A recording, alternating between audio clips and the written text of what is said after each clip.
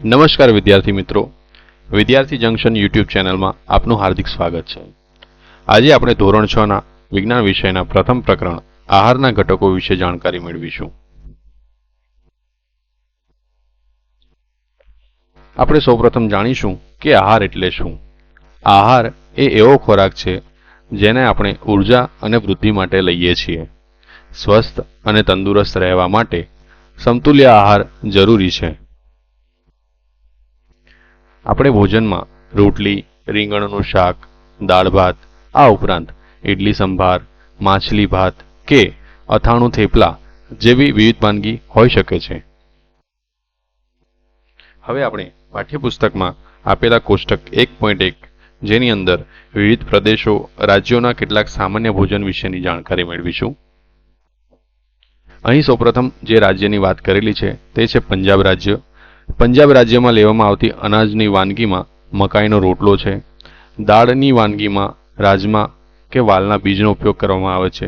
શાકભાજી તરીકે સરસવનું શાક કે સરસવની ભાજીનું શાક લેવામાં આવે છે। અન્ય ખાદ્ય સામગ્રી તરીકે દહીં અને ઘી લેવામાં આવે છે। ત્યાર પછી આંધ્રપ્રદેશ રાજ્યની વાત કરીએ તો ત્યાં અનાજની વાનગી તરીકે ભાત, દાળ તરીકે તુવેરની દાળ અને રસમ, શાકભાજી તરીકે કંદૂર એટલે કે ટીંડોળા લેવામાં આવે છે। અન્ય ખાદ્ય સામગ્રીમાં છાશ, ઘી, અથાણું પણ લેવામાં આવે છે। આપણા ગુજરાત રાજ્યમાં અનાજની વાનગી તરીકે ઘઉંની રોટલી અને ભાત લેવામાં આવે છે। દાળ તરીકે આપણે તુવેરની દાળનો ઉપયોગ કરીએ છીએ। શાકભાજીમાં વિવિધ શાકભાજી ખાઈએ છીએ, જેમ કે રીંગણનું ભરથું, ડુંગળી બટાકાનું શાક, ટીંડોળાનું શાક, વિવિધ ભાજી। અન્ય ખાદ્ય સામગ્રીમાં આપણે છાશ અને ઘી પણ લઈએ છીએ। મહારાષ્ટ્ર રાજ્યમાં જુવારનો રોટલો, માછલી, મગની દાળ, કારેલાનું શાક અને દહીં લેવામાં આવે છે। હવે આપણે જાણીશું પોષક દ્રવ્યો એટલે શું।